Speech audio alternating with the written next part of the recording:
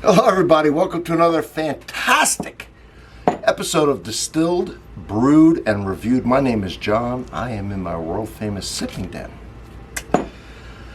Just having fun as usual, relaxing, right? Shooting a beautiful video with my friends. Don't forget to subscribe, because I get done telling you what's going on. You're going to be very happy indeed. Okay, what's going on? Well, on this channel, I do everything that has anything to do with alcohol, which is a tall order. Matter of fact, to be honest with you, I'm the only one in the world that can do it. It's just a fact.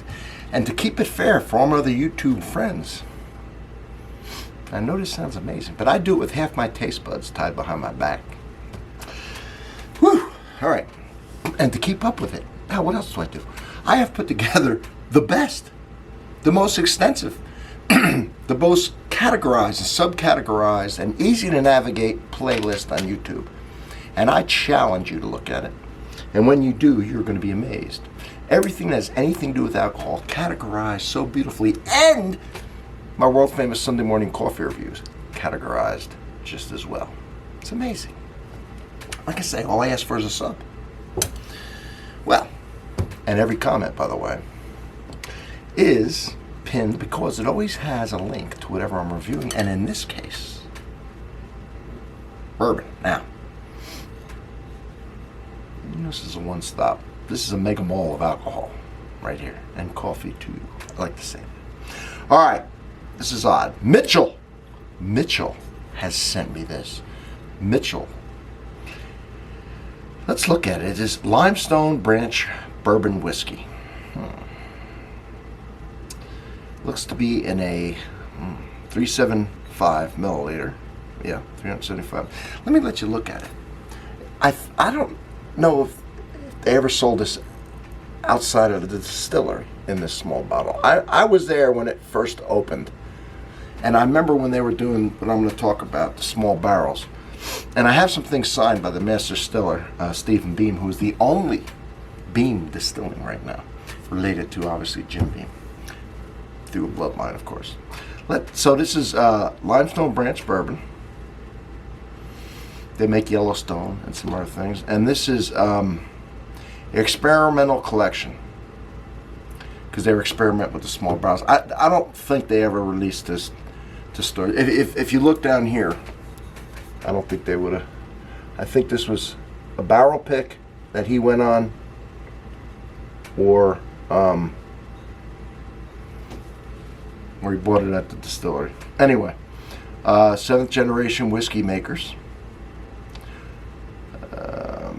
And it says here, mashed, distilled, and aged in Kentucky to unique specifications for total wine and more. So I think this was a sample that they were given.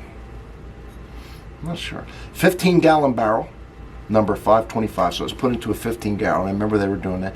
Gives you the mash bill on here. 75% corn, 13% rye, 12% malted barley. All right. Should be fairly sweet. Barrel entry alcohol level was 51.95%. So 103 and some change, which is okay, low. It came out at, or was bottled at 47.5%, or 95 proof. Bottle number 127 through 132. Aged 12 months in these small barrels. President and distiller Stephen B. Beam signed barrel chart number 3. Man, they put it all on there. Now, when you use smaller barrels, it's supposed to have, or it does have, more contact with the wood, the liquid with the wood. So it's supposed to age it quicker and do things that it wouldn't do in a bigger barrel. 12 months was a short time here. Limestone Branch Distilling brings you the handcrafted small barrel bourbon made with 100% American Heartland grains, aged in new charred American oak barrels. It better be, or they wouldn't be able to call it bourbon. More than 200 years of distilling history combined with the high expectations of the modern connoisseur yields Limestone Branch a bourbon with a storied history and a smooth, distinctive taste. Okay, living in Kentucky, been there a couple times. It's out there, man. It's far out.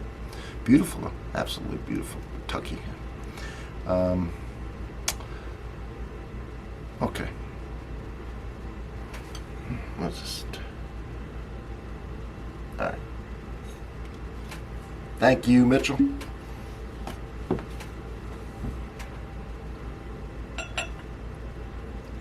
And there's the color in the bottle. And there is the color in the glass. Let's get into this. A nice tight seal there.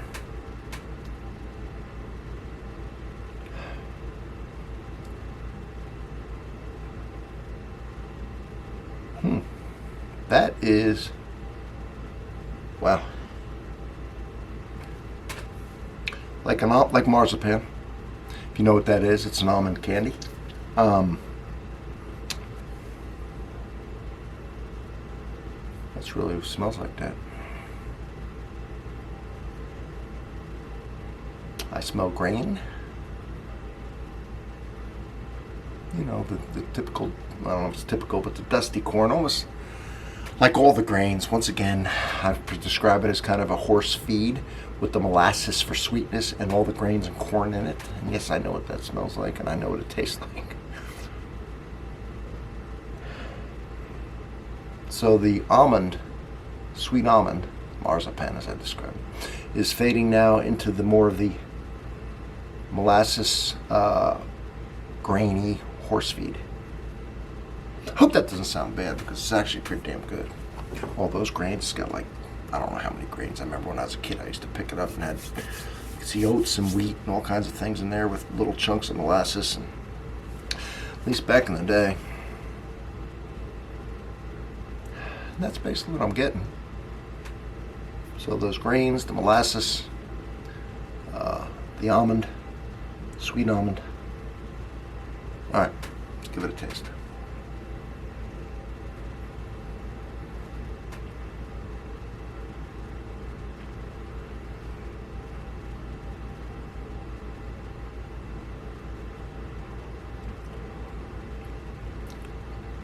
Two things here. Let that be my acclamation sip. We'll get into it here. Well, I'll say this. Usually I'll take that, or I always take an acclamation sip. Trying to get my mouth ready, and a lot of times I'll hold that whiskey for a good 10 seconds or so. Try and numb the pain receptors in my tongue so that it opens my mouth wide open for the taste. The next sip or two really gives you the flavor if you do that. Because if you're getting burned, you're not getting the full flavor of it. I gotta say, this had no burn whatsoever as I held it, nothing. Very interesting. And that, if someone says smooth, people don't like that term, but if it's not burning the hell out of you, that's what I would call smooth. No burn. It's good for flavor.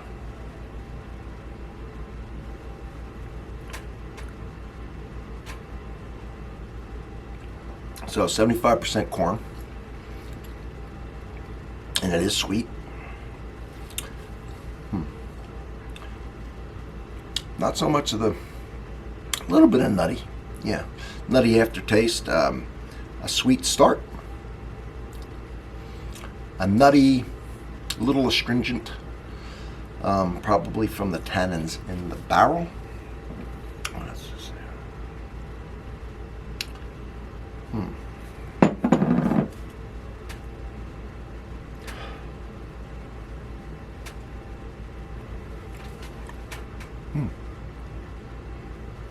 It really is honeyed up front. I can't say I'm getting much fruit. A lot of times I'll get orange. I love that. I feel like I'm getting it right now. Let me try a little more. So, honey, nutty, a little astringency, grainy.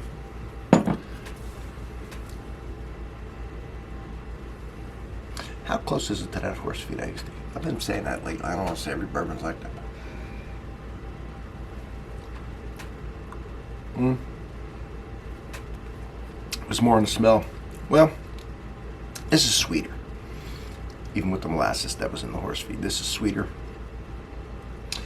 But the finish is very grainy. So it's very sweet up front. However you want to describe that. Molasses, maple syrup, whatever. Brown sugar, you know, all those things kind of fit. And then it goes to the graininess. When I say graininess, again, I've been to breweries where they've let me taste the grains and stuff. So if you've ever had really like raw grains, or cooked grains with no additives to them, I'm talking about corn, I'm talking about wheat, I'm talking about barley. If you've ever had those, that's the flavor that I'm getting. And then the aftertaste now is a sweetness. It was bitter, remember? And that tannin or whatever, the nuttiness seems to be fading to a nice sweetness at the end.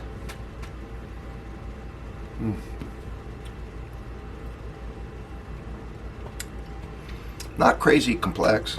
That's about all I got to say about it. Pleasing little drink. Should we put a little water in it? Let's put a little water in it. Add a little more, and we'll put a little water and see what happens. I don't know. All right. All right.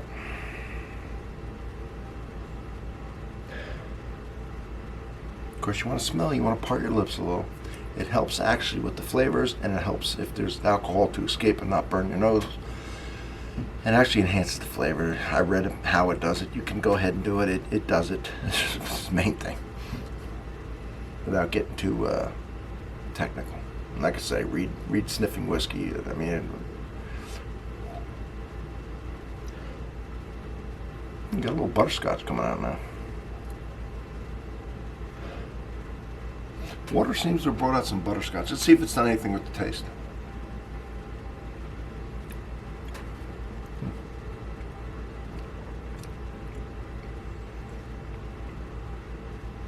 I'd say my sweetness has now turned more to a toffee, which I hadn't mentioned before, butterscotch taste with the water addition.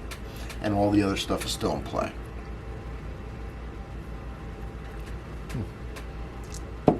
All right, well, everybody say thank you to my man Mitchell. I appreciate that, my friend. Thank you for this.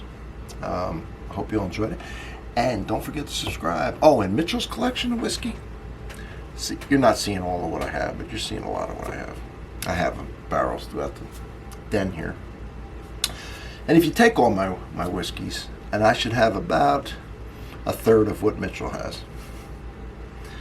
Yeah, Mitchell's got a hell of a cellar. He knows his bourbon. He was interested to find out what I thought about this. So, I guess we'll compare notes when I see him again. All right, everybody. Thank you. See you on the next one.